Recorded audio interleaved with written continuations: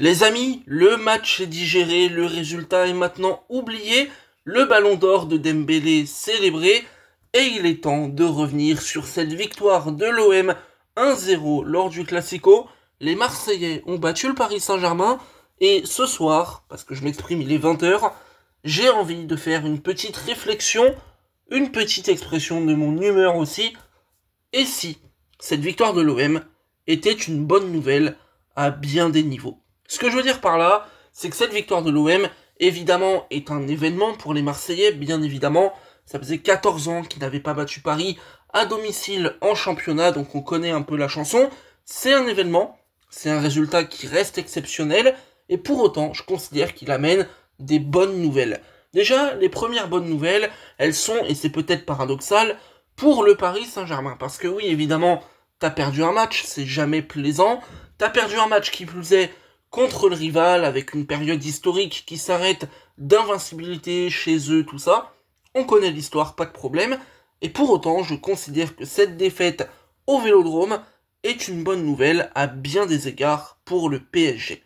Déjà, ça fait une petite piqûre de rappel, c'est toujours important, parce que le Paris Saint-Germain, qu'on le veuille ou non, et je l'avais évoqué notamment dans mon débrief, est une équipe qui, évidemment, de manière parfaitement logique, parfaitement normale, et on ne pourra pas leur reprocher, est en train d'être sur un petit nuage, et dans son monde absolument merveilleux, et bien évidemment, quand tu as remporté tous les titres que tu as remportés, quand ton joueur est nommé littéralement Ballon d'Or, quand ton meilleur espoir, il est là, il est 14e au Ballon d'Or, tu ne peux évidemment que te sentir pousser des ailes et avoir une atmosphère absolument incroyable. Le PSG a été nommé équipe de l'année, Luis Enrique a été nommé meilleur entraîneur, et forcément Paris est sur son petit nuage, c'est parfaitement logique et on peut le comprendre.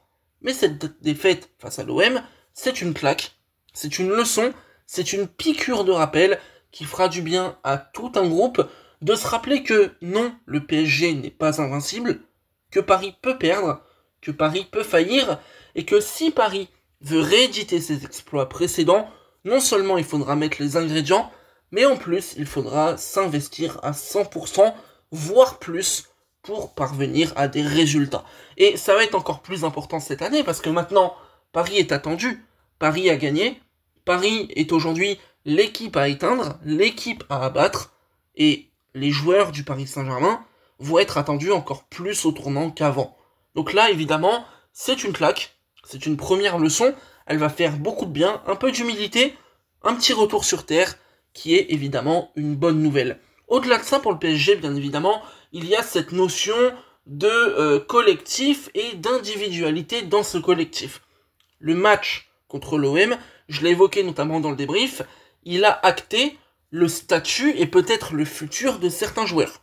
Aujourd'hui, un garçon comme Zaïre Emery, ok, il faisait un bon début de saison jusque-là, c'est vrai, il revenait bien, mais t'as bien constaté que pour être titulaire, c'était encore aujourd'hui trop léger. Et si tu le mets titulaire dans un match notamment majeur face à une grande équipe, parce que je considère que l'OM est une grande équipe, eh ben ça ne passait pas, parce que la prestation de Zaïre Emery, elle a vraiment été particulièrement mauvaise, et tu te rends compte que non, compter aujourd'hui sur Warren en tant que titulaire, ce n'est pas possible, qu'il a un statut au PSG, mais qu'aujourd'hui c'est un statut de remplaçant. On pourrait faire le même constat évidemment pour Gonçalo Ramos, le problème étant que pour le Portugais, j'irai un peu plus loin, le constat du fait qu'il est remplaçant et qu'il ne peut pas être titulaire a été fait il y a déjà bien longtemps maintenant, et aujourd'hui, la question qui se pose le concernant, c'est la question du futur.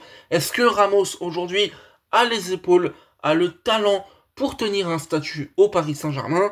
Si ce n'est celui du remplaçant, j'ai du mal à y croire. Et en fait, ce qui me pose problème, c'est qu'à la moindre blessure, à la moindre absence de ton attaquant star, tu te retrouves soit à bricoler, soit à mettre un Ramos titulaire qui sera perpétuellement décevant. Ça, c'est les leçons, c'est les enseignements pour le Paris Saint-Germain sur le statut des joueurs, sur l'avenir de certains. On pourrait parler de manière plus positive de Mayulu, qui a fait une très bonne entrée, qui a vraiment été percutant, à l'image du match contre l'Atalanta, où il a été très bon encore une fois. On pourrait parler éventuellement de Zabarni, de Vitinha, qui ont été là aussi vraiment performants.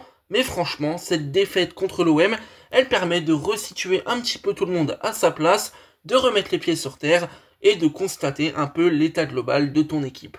Ensuite, j'ai envie de vous dire, enfin une victoire de l'OM et une bonne nouvelle pour les Olympiens, parce que oui, évidemment, au-delà de l'aspect de la fête, du fait de célébrer un moment qui est peut-être un petit peu historique, qui était vraiment très attendu, ça va lancer définitivement la saison de l'OM, ça peut les booster, ça peut vraiment les mettre dans une très bonne configuration pour le reste du championnat. C'est une chose, une bonne nouvelle pour les Marseillais, et je le dis de vraiment bon cœur, il n'y a pas de problème, quand bien même il y a la rivalité, honnêtement j'essaye d'être objectif le plus possible, je suis quand même relativement posé, la Ligue des Champions m'a permis de prendre beaucoup de recul par rapport au football, et sincèrement aujourd'hui, que l'OM soit en forme, que l'OM arrive à se constituer une belle équipe, c'est une bonne nouvelle pour le PSG, pour l'adversité, pour la Ligue 1, pour le suspense, pour le spectacle et pour l'attractivité. Et donc pour ça, je considère que c'est une excellente chose.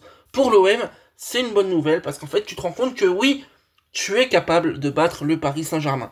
Je ne veux pas minimiser la victoire de l'OM. C'est vrai que tu as affronté un PSG un petit peu amoindri. Maintenant, comme je l'ai évoqué dans le débrief, l'équipe aujourd'hui du PSG, si tu as quelques absents, ça reste une équipe qui est compétitive. Le 11 qui a été aligné à Marseille, ok, il y a eu des erreurs, ok, notamment tactiquement tu t'es trompé, mais sur les joueurs que tu as alignés, t'avais suffisamment de talent pour aller battre l'OM, et si Paris ne l'a pas fait, c'est simplement parce que Paris n'était pas bon. Pas dans un bon jour, donc mauvaise prestation du PSG, mais il faut quand même attribuer quelque chose à l'OM, c'est que Marseille a été dans son match, a mis beaucoup d'impact, de l'agressivité, de l'engagement, un pressing qui était vraiment très haut, vraiment agressif, et ça, c'est des éléments qui sont à mettre au crédit de l'OM. Parce que l'OM a bien préparé son match, l'OM a bien joué sa partition, et Marseille, par définition, a mérité sa victoire, là où Paris ne méritait pas grand-chose, loin de là. Et forcément, cette idée de se dire que tu peux battre le PSG, que tu es en mesure de faire des choses et de construire quelque chose de vraiment solide, eh ben ça peut amener l'OM à être encore plus ambitieux. Je pense que vous l'avez pas loupé, le mercato de l'OM, il a été quand même plutôt solide, à l'image des derniers mercatos, où l'OM arrive toujours à faire quelques recrues vraiment de qualité. Marseille est un club ambitieux. Marseille est un club qui essaye de se bâtir un très bon effectif, d'avoir le plus d'ambition possible, d'avoir le plus de qualité et de solutions possibles. Et ça, quand tu sais que tu peux battre le PSG, quand tu sais que finalement, tu as une carte à jouer dans ce paysage footballistique français qui est un petit peu en manque de très grands clubs, l'OM a une carte à jouer, l'OM pourrait justement en profiter, être encore plus ambitieux, avoir encore plus de moyens, et forcément, qui dit un Olympique de Marseille grand, en forme et avec une énorme équipe, dit un championnat de France renforcé. Et enfin les amis, le dernier point que j'ai envie de vous évoquer, c'est un petit peu un point qui concerne et ce qu'a fait l'OM et ce que subit souvent le Paris Saint-Germain, vous allez très vite comprendre, c'est par rapport au spectacle qui est souvent proposé en Ligue 1 et notamment face au PSG. Parce que oui, vous ne l'avez pas loupé, quand le Paris Saint-Germain joue, la plupart du temps, les équipes vont se recroqueviller, jouer presque à 5 défenseurs, vraiment défensifs, aller en contre, etc. Il y a quelques équipes, même si elles sont rares, qui essayent de presser le PSG. On a vu notamment Toulouse, qui a malheureusement explosé en vol, qu'on a pris 6, qu'on a mis 3, parce qu'il y avait malheureusement pour les Toulousains, et c'est pas leur faire offense, pas suffisamment de qualité pour résister à l'équipe type du PSG, équipe championne d'Europe, on le rappelle. Mais en fait, tu te rends compte que Toulouse a mis 3 buts. Oui, Toulouse a explosé, mais Neves te met un triplé phénoménal, Barcola te met un but incroyable. Au bout d'un moment, c'est aussi la qualité des joueurs qui fait que... Mais tu te rends compte que dans les intentions, Toulouse a posé problème à Paris. Toulouse a obtenu notamment un penalty, peut-être même 2. Arrive un moment donné, il faut pas minimiser. Ce qu'a fait Toulouse face à Paris, c'était un pressing, c'était la volonté de jouer, c'était quelque chose qui offrait un peu de vent de fraîcheur face à Paris. Et la plupart des équipes, vraiment je vais le dire, en tant que Parisien, je vois beaucoup d'adversaires et tout du PSG, ils viennent bloc bas. Ils ont l'ambition de fermer le jeu, de cadenasser, mais n'oubliez pas un truc, c'est que Paris va systématiquement trouver la solution. Parce qu'il suffit d'une erreur, il suffit d'un exploit individuel, il suffit d'une action bien montée collectivement, et Paris va marquer, et derrière, le match il est joué, Paris s'impose, et finalement vous avez oublié de jouer pour finalement ramener un résultat qui n'est pas bon. Alors oui, Cette victoire de l'OM, elle a été faite grâce au pressing, grâce à une grosse agressivité, par la volonté de jouer, la volonté de gagner, la volonté de faire mal à Paris. J'espère que les adversaires de Ligue 1 en ont pris quelques notes et se sont dit, ouais, cette équipe-là du PSG, évidemment qu'elle est très dure à battre, mais on peut leur faire mal, et si on doit leur faire mal, il faut mettre les ingrédients qu'a mis l'OM. Et si les adversaires font ça, la Ligue 1 en sortira, à mon avis, grandie, on aura plus de spectacles, des matchs beaucoup plus appréciables, et même des équipes adversaires du Paris Saint-Germain, mais qui sont ailleurs la plupart du temps en championnat, qui auront grandi, d'autres préceptes de jeu, et qui, à mon avis, seront de bien meilleures équipes à la fin.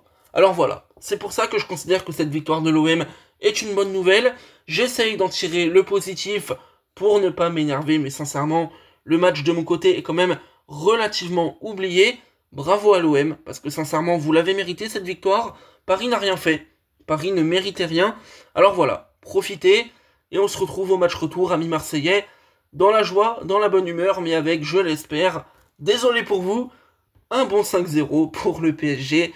Mais ça, vous savez, ça fait partie de la rivalité et du chambrage, il n'y a pas de problème. Je vous souhaite une excellente journée, soirée, je ne sais pas quand est-ce que je publie, mais en tout cas, profitez bien, et on se retrouve très bientôt sur la chaîne. N'oubliez pas de liker et de vous abonner à la chaîne Podcast FC, ça m'aide énormément, et ça me soutient particulièrement. Salut!